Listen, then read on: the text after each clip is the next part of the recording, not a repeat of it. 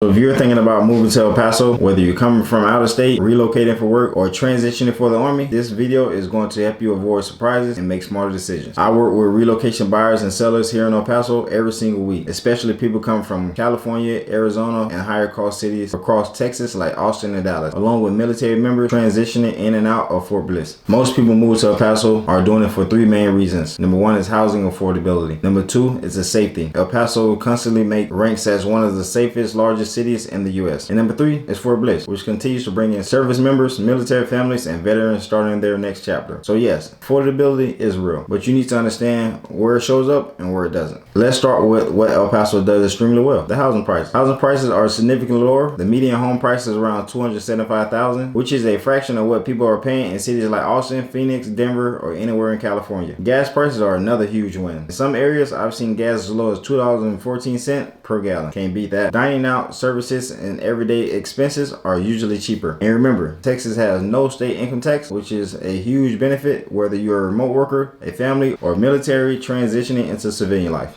Property tax in El Paso can be higher than expected. Some areas, the effective tax rate is 2.6%, but depending on what side of town you're on, it can be higher or it can be lower. That's why location matters and why it's smart to get an exact number before you commit. Utilities are another one. Going into 2026, the average utility bill are projected to increase about 18%, which works out to be about $45 per month for the average household. And insurance, both home and auto, isn't dirt cheap here. It's closer to the national average than most people expect. The new construction payment surprise. This is really important if you are looking at new construction, which a lot of relocation buyers and military families highly consider. Many lenders estimate your payment based on the property tax for the land only, since the home hasn't been fully assessed yet. The following year, the Central Appraisal District reassesses the property to include both the land and the completed home. When that happens, the tax bill increases and your monthly payments usually go up also. That's not a trick. It's something that you need to plan for up front. The cost of living in El Paso also depends heavily on where you live. Some areas like parts of the West Side and Upper Valley tend to have higher prices and higher tax assessment. Other areas, especially in the Far East Side, usually offer better value per square foot, which is popular with both first-time home buyers and military families. Same city, but totally different monthly numbers. El Paso makes the most sense if you're a family looking for affordability and safety, a remote worker trying to lower monthly expenses, or someone transitioning into or out of the military and planning their next move. If you're thinking about moving to El Paso, I put together a full relocation guide that breaks down neighborhoods, real monthly costs, and what to expect before you move. If you'd like to grab your copy, just send me a message and I send it right over to you and help you plan this move the right way. And if you already live in El Paso and you're thinking about selling, relocation buyers, including military and VA buyers, are still actively watching the market. Understanding what buyers are worried about, taxes, utilities, and long-term affordability, is how homes sell faster and for top value. If you want a free home value or a seller strategy tailored to today's market, send me a direct message and I get that over to you as well. Thanks for watching, and if you're thinking about making a move, do it informed. It's your boy Isaiah, your neighborhood hero. I'll see you soon.